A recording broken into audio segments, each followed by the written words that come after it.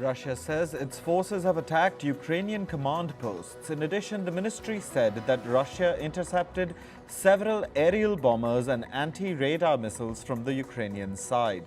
Meanwhile, Ukraine has claimed it intercepted Russian air targets. This is according to official briefings from the two countries. Ukrainian forces have recaptured an eastern village on the southern flank of Bakhmut. President Volodymyr Zelensky said this in a video addressed to the nation. This marks Ukraine's second significant gain in its counteroffensive against the Russian army. China's Foreign Minister Wang Yi is headed to Russia on a 4-day trip. China's foreign ministry has said that he is expected to meet senior officials for security talks. During the meet, China and Russia are expected to pledge deeper mutual political connections. This comes ahead of Russian President Vladimir Putin's potential visit to Beijing in October. Last week, North Korea's Kim Jong-un also visited Russia. Earlier, Wang Yi and U.S. National Security Advisor Jake Sullivan met over the weekend. The two sides conducted strategic communication on stabilizing and improving China-U.S. relations. They agreed to hold consultations on Asia-Pacific issues, maritime affairs, and foreign policies. Taiwan's defense ministry has urged China to stop quote-unquote destructive unilateral action. This comes after Taiwan reported a sharp rise in Chinese military activities near the island. Taiwan said that since Sunday, it had spotted 103 Chinese military aircraft over the sea.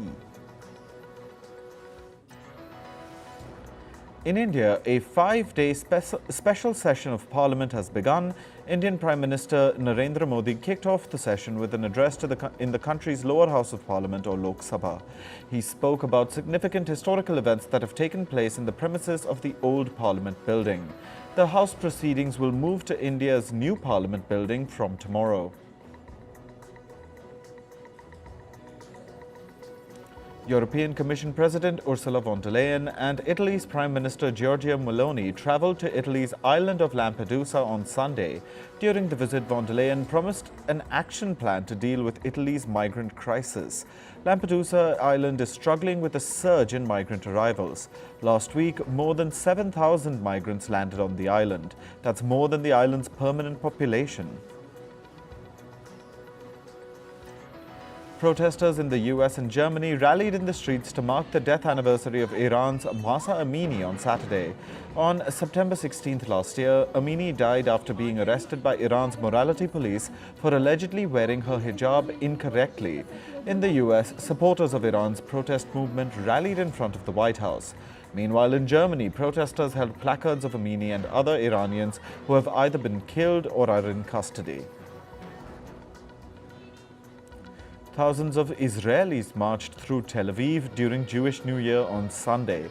They were protesting against Prime Minister Benjamin Netanyahu's controversial judicial overhaul. A crowd of protesters also gathered at Israel's Ben Gurion airport. This is because Netanyahu was due to fly to the US to meet President Joe Biden. Netanyahu's judicial overhaul plan has been a contentious issue. Critics say it takes away power from Israel's Supreme Court. A plane crashed in Brazil's northern Amazonas state on Saturday. 14 tourists on board the jet have died in the accident. The Amazonas state governor has said that the accident was caused due to an error in the route taken at the time of landing. A massive climate protest was held in New York on Sunday. Protesters held parades and organized concerts to make their voices heard. They waved signs reading "Biden end fossil fuel" and "Fossil fuels kill." They also called upon the U.S. government to declare a climate emergency. U.S. Congresswoman Alexandria Ocasio-Cortez also joined the climate protest. Meanwhile, several hundred climate activists also held demonstrations in Europe. Protests were held in London and Edinburgh. People called for an end to the use of fossil fuels. Organizers said that the demonstrations were timed to coincide with the beginning of the United Nations General Assembly, which will be held in New York. Climate protesters in the German capital Berlin sprayed orange paint on the historic Brandenburg Gate. These protesters belong to a group called Last Generation. Around 14 activists carried out the protest as some of them sprayed paint on the monument using fire extinguishers. All the protesters were detained and now face possible charges for damage to property. Police officers have launched an investigation. Last Generation says the protest aimed to call out the lack of action by the German government on moving away from fossil fuels. Swedish climate activist Greta Thunberg was charged on Monday with disobeying the police. This comes just 2 months after she was convicted and fined for the same offense. Soon after that, Thunberg and other climate activists from a group called Reclaim the Future blocked a road for oil trucks. Thunberg became the face of young climate protesters after she started holding demonstrations in front of the Swedish parliament. In Sweden, failing to obey the police can land a person in prison for 6 months.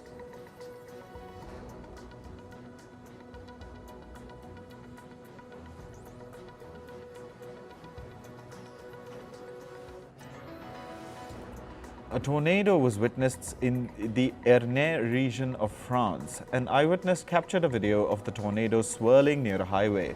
France's National Weather Service has issued weather alerts in several parts of the country.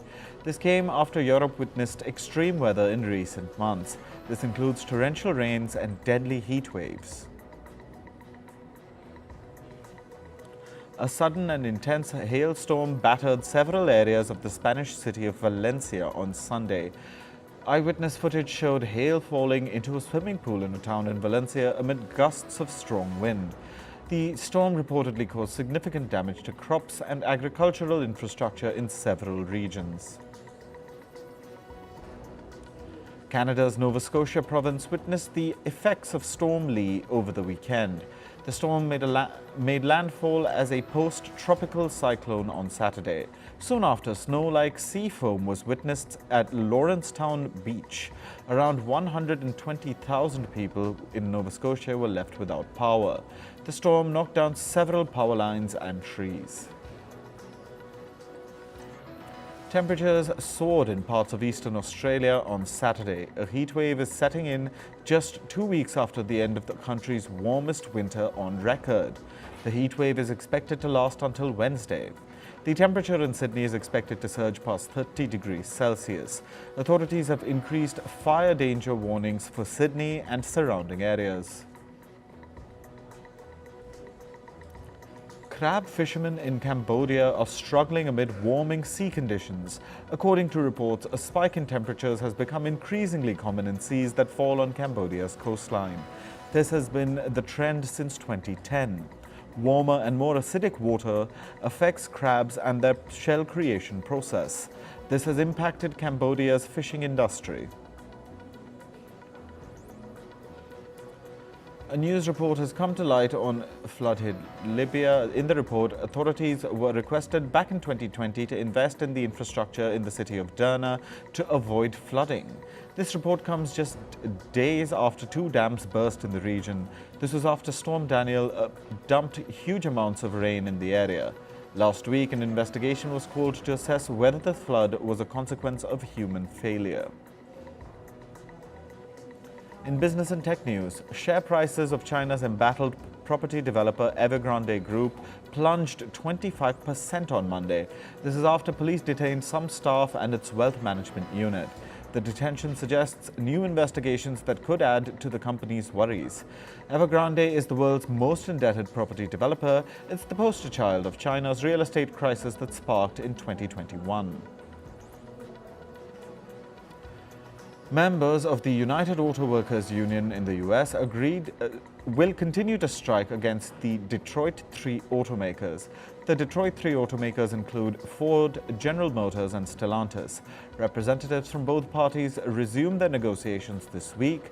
However, no immediate resolution is in sight. The strikes have halted production at 3 automobile plants in the American states of Michigan, Ohio and Missouri. Turkish President Recep Tayyip Erdogan has asked Tesla CEO Elon Musk to build a factory in his country. The talks were held during a meeting between the two at the Turkish House in New York. Musk is also set to meet Israeli Prime Minister Benjamin Netanyahu in California today. However, their talks would focus on artificial intelligence technology. This is according to Musk's post on social media platform X. Bankrupt trucking company Yellow has received an approval from the U.S. bankruptcy court. This is to sell its vehicle fleet by October. It owns approximately 12,000 trucks and 35,000 trailers. Yellow has set an October 13th deadline to sell off those assets. In August, the freight shipping company declared bankruptcy after a prolonged labor dispute. Carrie Tolstead, the former head of Wells Fargo's retail bank, has avoided prison time. This is related to the bank's fake accounts scandal. In March, Tolstead pleaded guilty to obstructing a government probe into misconduct. In 2016, it was revealed that Wells Fargo employees opened millions of accounts and sold products that customers did not want. This was to meet their unrealistic sales goals. Canada's Bank of Montreal is winding down its indirect retail auto finance business. The bank will shift its focus to other profitable areas. The company says this will result in an unspecified number of job losses. BMO says it's working closely with employees who will be affected with job cuts to provide support. The U.S. state of California has sued major oil companies. This includes giants like ExxonMobil, Shell, Chevron, and BP. California has accused the firms of playing down the risks posed by fossil fuels to the climate. It says the companies have caused tens of billions of dollars in damages. The oil firms have also been accused of deceiving the public through their actions. The European Commission will decide the fate of pharma company Pfizer's $43 billion bid for Seagen by October this year. The Commission may clear the deal after a preliminary review. However, if it has concerns regarding the purchase, a 4-month investigation may be initiated. If approved, this will be Pfizer's biggest deal. Japanese conglomerate SoftBank is reportedly looking for deals in the artificial intelligence space. Masayoshi Son, the firm's founder and CEO, is looking to invest tens of billions of dollars in the sector. Reports say SoftBank could also strike a partnership with ChatGPT maker OpenAI. This news comes after the blockbuster listing of SoftBank's chip-making unit, ARM. Video sharing platform TikTok has been fined $370 million. This is for allegedly breaching children's data privacy laws in the European Union. Ireland's Data Protection Commissioner has accused TikTok of breaking a number of EU privacy laws between July 31st, 2020 and December 31st, 2020. Moving to sports, we start with cricket. All hopes of a nail-biting 2023 Asia Cup final were dashed after Indian pacer Mohammad Siraj wreaked havoc, single-handedly demolishing Sri Lanka's batting order in the blink of an eye. Sri Lanka were all out for 50, with Siraj alone picking up 6 wickets for 21. Opening duo Shubman Gill and Ishan Kishan took just 6.1 overs to reach Sri Lanka's total. The men in blue lifted the cup, bringing home India's 8th Asia Cup title. India's match winner Mohammad Siraj donated his Asia Cup Final Player of the Match award of $5,000 to the Sri Lankan ground staff. The ground staff worked tirelessly throughout the rain-hit tournament.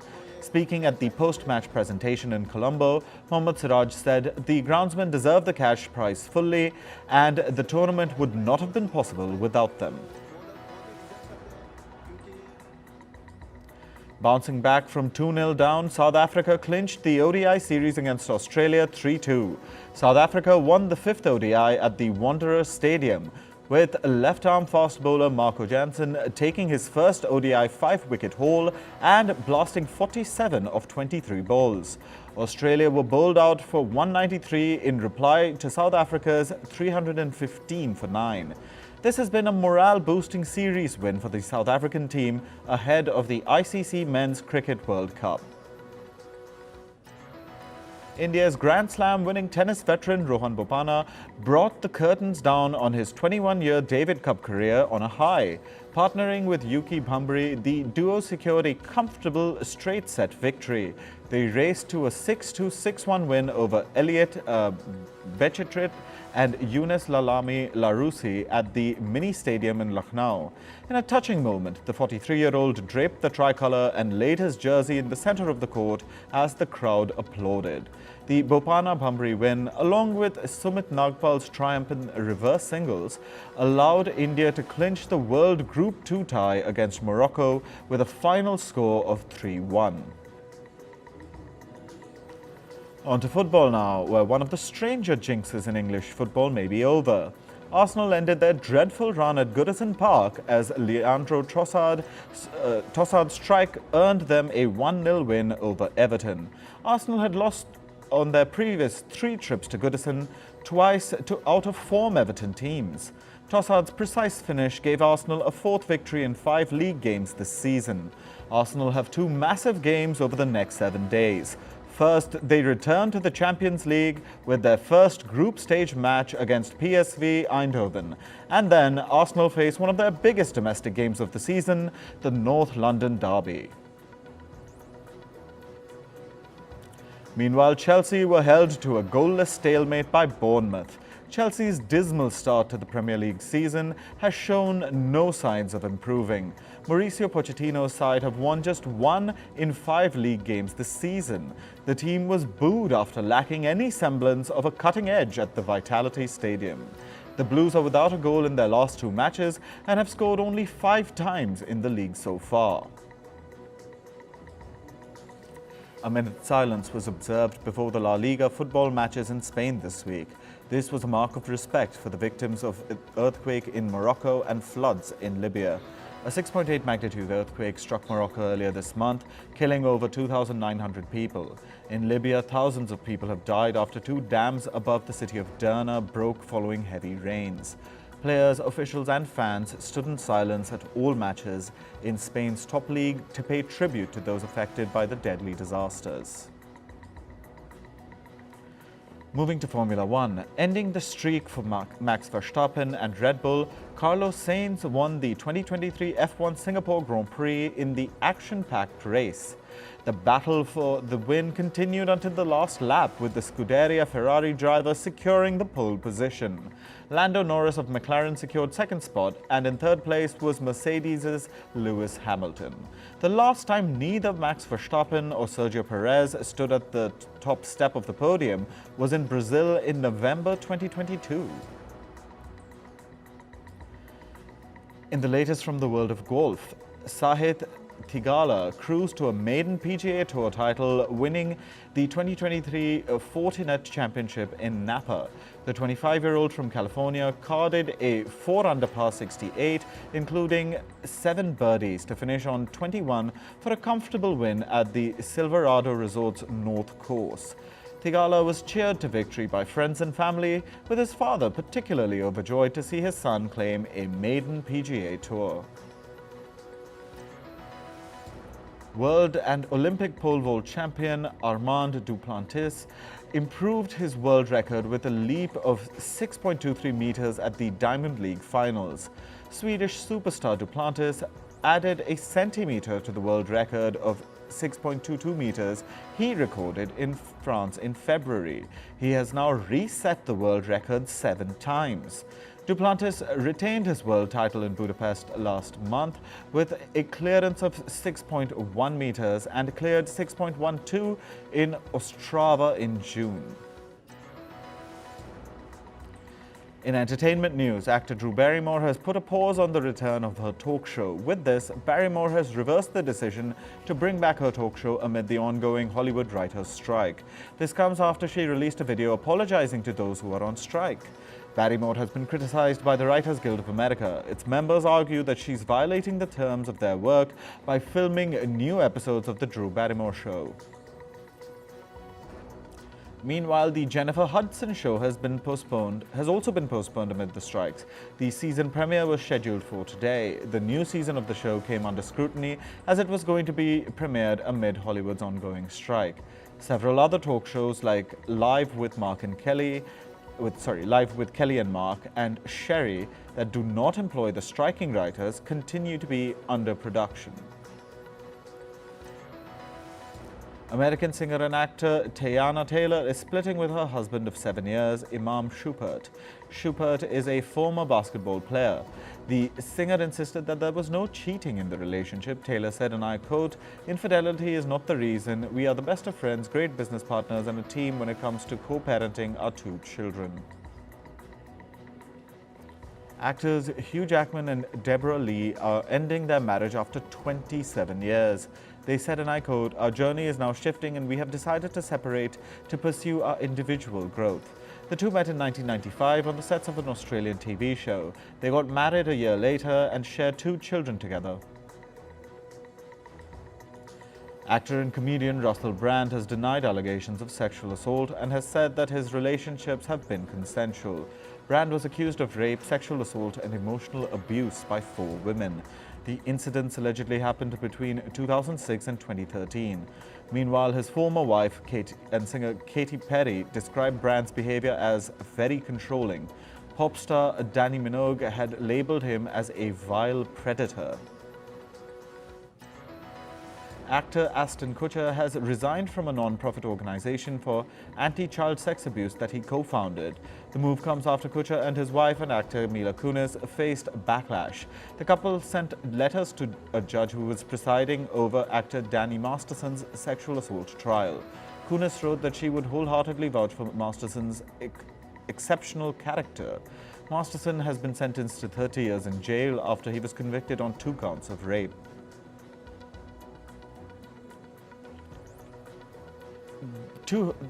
Tooheys, the family that inspired the 2009 film The Blind Side, have made a new revelation. Sean Toohey and Leanne Toohey have said that the adoption of Michael Oher was never planned. Michael Oher is a retired NFL player. According to court documents, the couple denied that they saw Oher as a gullible young man whose athletic talent could be exploited for their benefit. The document alleged that the Tooheys explored a conservatorship option so Oher could play football. Singer Selena Gomez shared new selfies with her BFF Taylor Swift on Instagram. The two singers met days after they crossed paths at the MTV Video Music Awards 2023. Gomez and Swift had dinner outdoors. This year, the two singers were also seen together during the 4th of July celebrations. Gomez also attended one of Swift's Eras Tour concerts. K-pop boy band BTS's member Suga is all set for military service. It'll begin on September 22nd. Other members of the band, including Jin and J-Hope, have already been enlisted for military service in the South Korean army. As per the country's law, all fit men in between the ages of 18 and 35 years have to serve in the military. BTS members are set to work again in 2025 after all members finish their mandatory military service. American actor Billy Miller has died at the age of 43. He was best known for his roles in the drama shows The Young and the Restless and General Hospital. The Emmy-winning actor died in the U.S. state of Texas just 2 days before his 44th birthday. The reason behind his death is not known, but his manager said that Miller was struggling with depression.